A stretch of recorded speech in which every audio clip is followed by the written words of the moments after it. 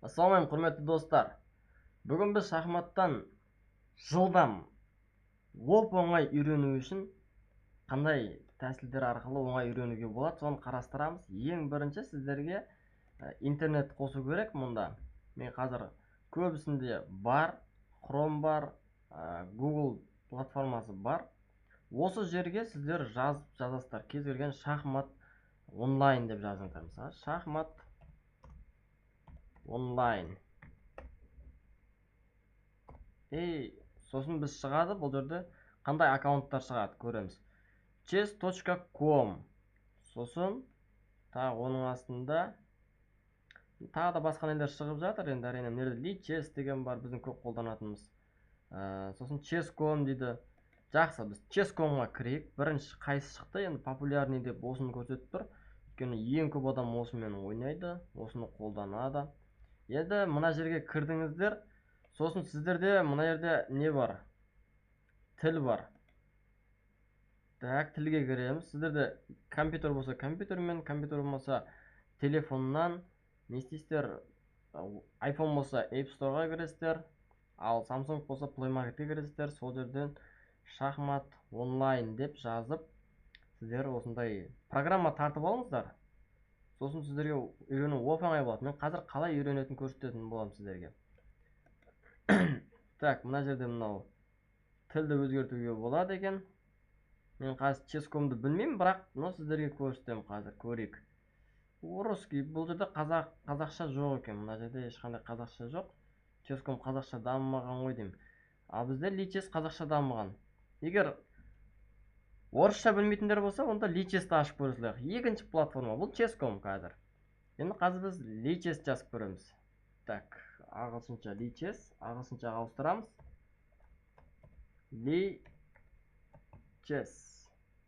lichess.org деген негізгі сайт бұл жерде.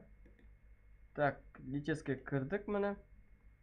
Lichess-ке кірген кезде уже осындай болып шығады негізі. Ортада мынандай төбесінде не қылып шығып тұр. Енді мына оң жақ бұрышында, бізде компьютерде осылай көрсетеді. Оң жақ бұрышында настройки бар. Осы настройкидің астына түсіп келе жатсақ, язык деп шығады бұл жерде. Осы батырманы басу арқылы бұл жерде тілді ауыстыруға болады. Мысалы, қазақша бар. Бұл lichess жақсы дамыған. Қазақша бар. Қазақшаға қосып аласыздар мысалға, иә.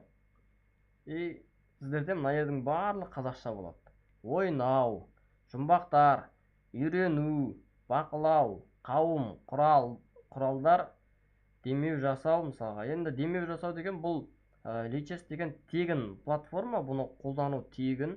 Бұл платформада сіздер онлайн әлем бойынша турнирлерде ойнай аласыздар. Сондықтан бұл платформаны дайындап соған жұмыс жасап жатқан кісілерге қолдау білдіру ретінде, көмек ретінде ақша лақтыруға болады, егер мүмкіндік болса деп жатқаным ғой. Ал егер мүмкіндік болмаса, осы тегін платформаның тегін үлгілерін қолдансаңыздар болады. Мысалы, құралдар деген тақтаға кіресіздер. Оның астында талдау тақтасы дейді.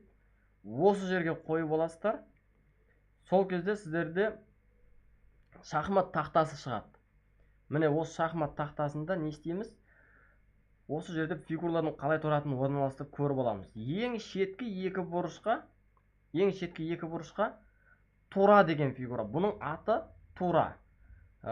Тура екенін қаяқтан білесіздер? Осы платформада үйрену деген тұр мына жерде. Үйрену шахмат әліппесі дегенді бассаңыздар, сол жақта фигураларға жеке-жеке шығатын болады. Сосын оның екі жанына, тураның екі жанына ат болады. Аттың екі жанына екі піл болады. Ал ортасында уәзір менен патша. Бұның қайсысы уәзір, қайсысы патша екенін ажырату үшін уәзір өзінің түсін ұнатады. Ақтың уәзір ақта тұрады. Демек, мына ақ клеткеде тұрған ол уәзір. Қара клеткеде тұрған ол патша. Ал алдында бірыңғай тұрған ол сарбаздар. Бізде 8 сарбаз ойынға беріледі. Осыны біліп алуымыз керек. Енді бұл жерде ойнаудың өте үйренудің оңай тәсілі. Бұл фигураны, мысалы, тасты ұстасаңыздар, қай жаққа жүретініне нүкте көрсетіп тұр. Жасыл нүкте деген мына жерге жүруге болады, сосын мына жерге жүруге болады. Оңай жолы да, егер ұмытып қалып жатса, мысалы, балалар болады, көбінесе үйреткен нәрсені ұмытып қала береді. памяті нашарлау ойыншылар болады ғой, соларға мына жерде компьютермен ойнаса уже тез есінде қалады. Өйткені адамдар қайталағанды тезірек есінде сақтайды ғой. Сондықтан осыны қолданасыздар. Так, мысалы алдына 2 рет жүруге болады. Бұл бірінші шақта әрбір сарбаздарға 2 рет жүруге мүмкіндік берілген да. Негізінде 1 рет жүреді, өзінің негізгі қағидасы 1 рет жүреді. Кейбір ойыншылар мына жерге жүріп тағы да 2 рет жүргісі келіп жүреді, олай болмайды. Сосын ары қарай мынаны бассам басылмайды тура. Неге? Себебі оның жолы жабық деген сөз. Өзінің фигураларынан аттап өте алмайды деген сөз. Ал енді атты бассам, енді бұл жерде ешқайсысы басылмай тұр, ақтарда себебі де бар. Өйткені жүріс қаралардан. Ал енді қаралар жүру керек. Қараларда қазір мынан жүрейін десе жүре алмайды, жолы жабық. Мынан жүрейін десе жүре алмайды, жолы жабық. Жабық, ешқайсысы жүре алмайды. Атты бассақ жүре алады екен. Не үшін жүре алады? Өйткені ат ерекше жүріс жасаушы фигура ғой. Ол Г әрпі сияқты болып, кез келген бағытта не істейді? Г әрпін жасап, фигуралардың үстінен аттап өтіп кетеді. Сондықтан бұл ат қазір былай келіп, міне Г әрпін жасап, осылай жүре алады екен. Жасыл нүкте оның жүретін орнын көрсетіп тұр. Демек бұл жүрді. Енді ақтардан басамыз. Болмайды. Міне, мына пілдің жолы ашылды.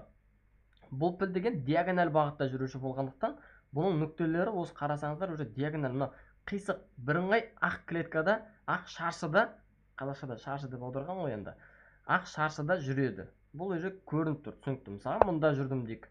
Енді жүрісті қаралар жүру керек. Не істейді қаралар? Көреді, ұстап көреді. Так. Сонда ойында ешқандай фигура қозғалмаса, мысалы ат орны болса да, енді тура мына жерге жүре алады екен.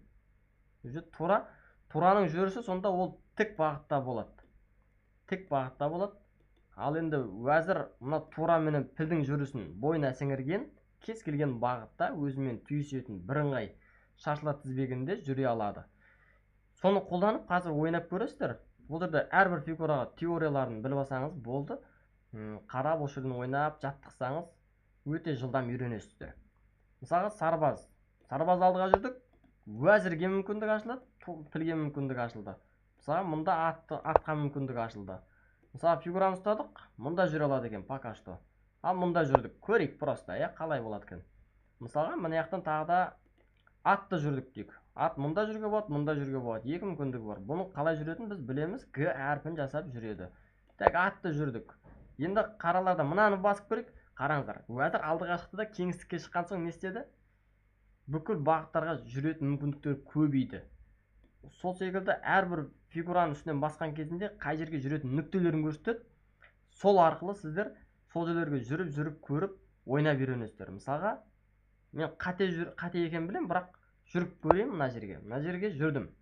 Енді ақтарда қарап отырсаңыздар, мынаны аттың жей алатын мүмкіндігі бар. Г әрпі жасап ат жейді. Бірақ ат жолындағының барлығын жайпап жемейді, ол Г болып соңғы нүктесіне барған жердегісін жейді. Енді ат мынаны қазір басса, уәзірді жей алады екен. Жеген кезде шахматта фигураның үстіне барып тұрады да, оны шахматтан алып тастайды. Ал егер шынайы шахматта ойнап жатсаңыздар, фигураның орнына барып тұрасыздар да, ол фигураны ойыннан шығарып тастайсыздар. Бұл соны көрсетеді. Солай ары қарай ойнай берсеңіздер болады. О, былай жеуге болады екен ғой. Немесе былай жүруге болады екен ғой. Сосын бір ерекше жүрістер бар. Мысалға, мынаны жүрдік. Шахматта ең ерекше жүретін ол патша. Патшаны ұстаған кезде, негізі патша айналасында тек қана бір-ақ клеткамен жүреді. Ойында бір ғана мүмкіндік берілген сарбазға, патшаға.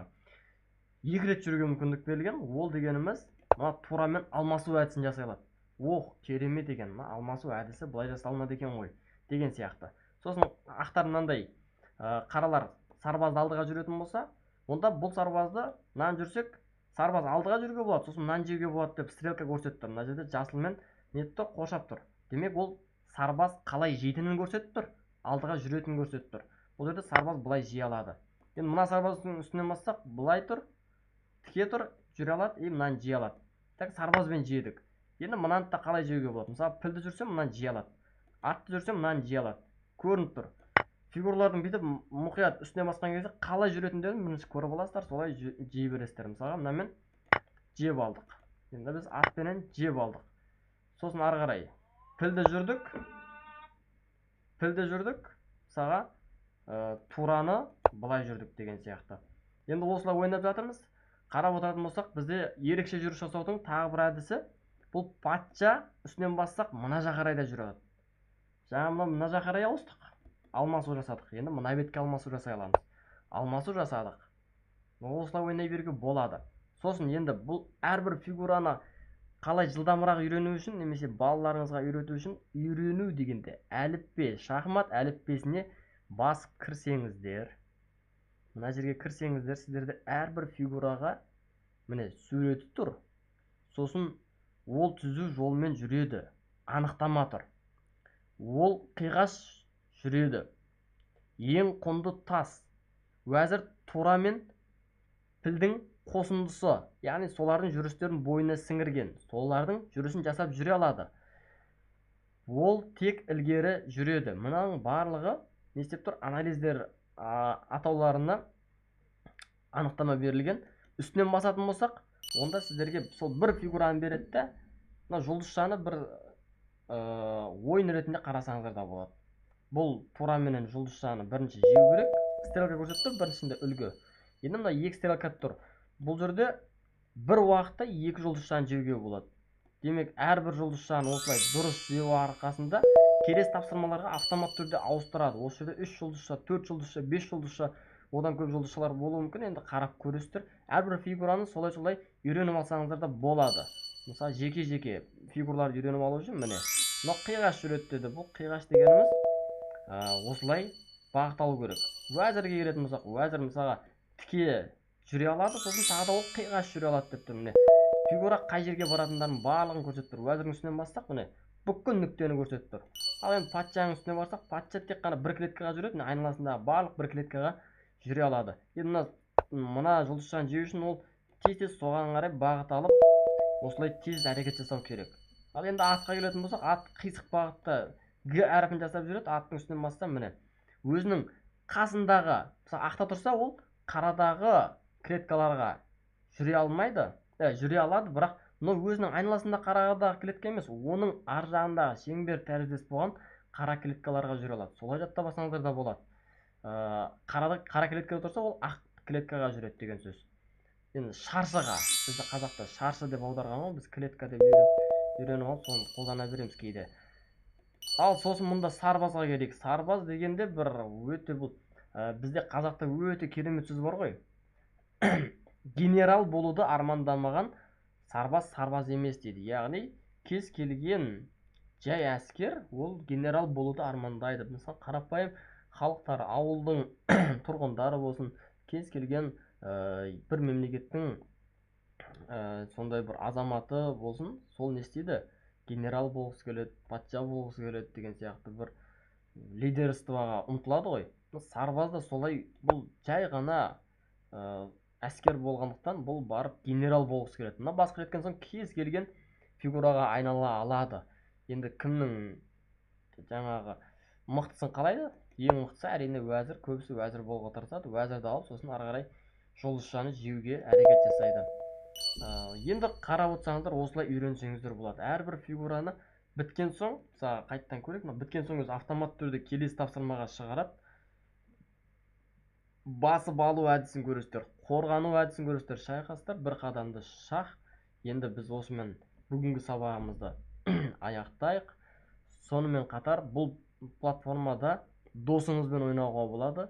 Ойын бастау батырмасын бассаңыздар, ойнап үйренген соң, мына жерде компьютермен ойнау бар, доспен ойнау бар. Неде X-ті басып шығып кетесіңіздер, өздеріңізге керек болса, егер соны шұлап көресіздер.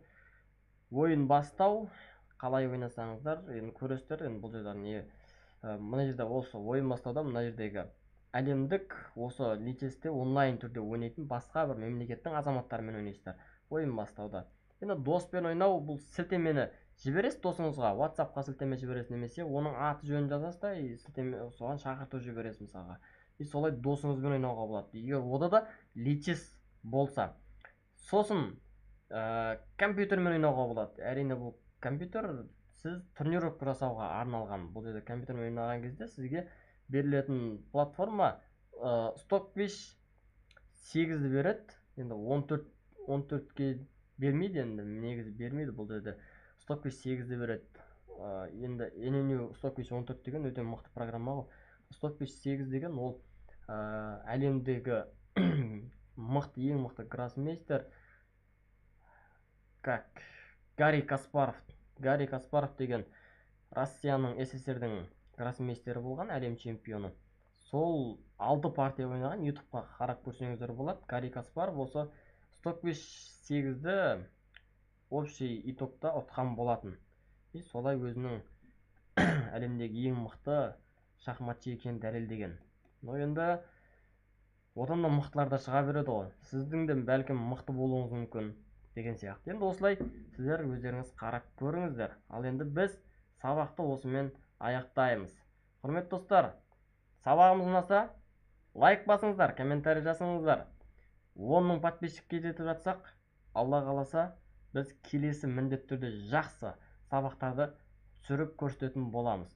Қазірше осы ақпаратпен бөлісіп қояйық. Достарымызбен бөлісейік, және де осы каналдың дамуына бәріміз бірдей атсалысайық. Дамыса қазақ дамысын, бір-бірімізді қолдап жүрейік ағайын.